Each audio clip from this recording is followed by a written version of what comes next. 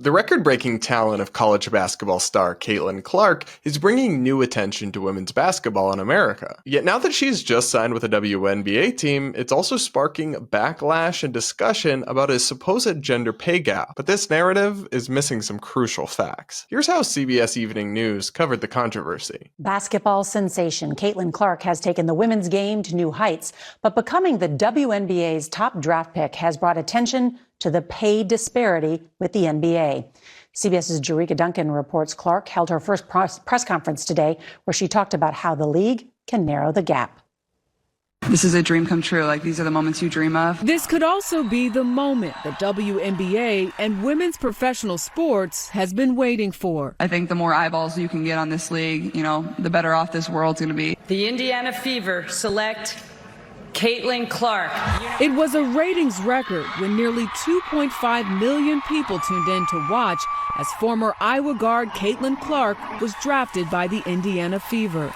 When you look at the amount of revenue that the NBA is getting, they could move some of that money to the WNBA to invest. $76,000 is not enough for someone you are looking to be the face of the league going forward.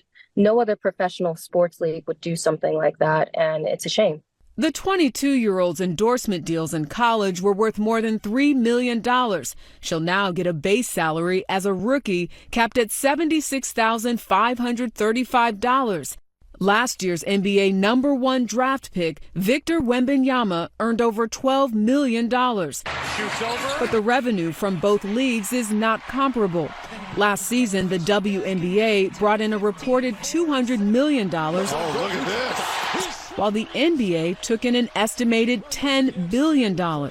Clark's popularity could spark a change, enabling the player to get more revenue in their collective bargaining agreements and TV broadcast contracts. Both are up for renewal this year. Obviously, the new media rights deal that can be negotiated can be life-changing for a lot of players in this league.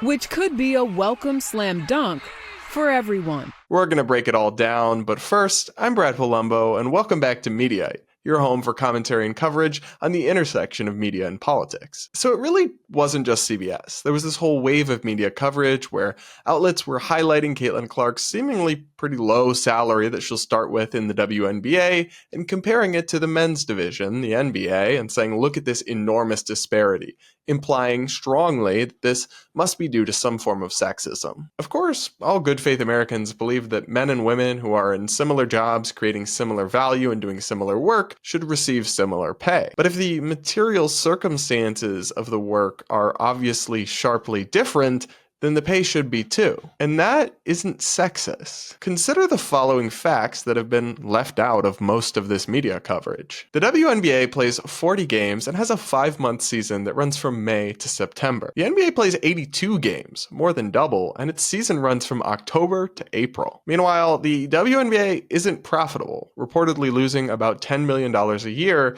and it's actually subsidized by the NBA. The WNBA brings in about $60 million in annual revenue. The NBA, about $10 billion. Meanwhile, an average NBA season game receives roughly double the viewership of the WNBA finals. You get the picture. We're not really talking about equivalent or comparable circumstances here, so the entire assumption that pay should be at all equal is off base. The emphasis on Caitlin Clark's relatively low WNBA salary is also leaving out a big part of the picture: endorsements and sponsorship deals. Because she's now such a superstar and such a talent, Caitlin Clark will be making millions from endorsements and sponsorship deals that go far beyond and exceed the relatively minor salary. In fact, she's reportedly close to signing an 8-figure, as in tens of millions of dollars, sponsorship deal with Nike. So Caitlin Clark isn't going to be lining up at the soup kitchen anytime soon. Of course, if she brings more viewership and attention to the WNBA, then their pay can and will go up over time. But oversimplified narratives about sexism are only misleading the public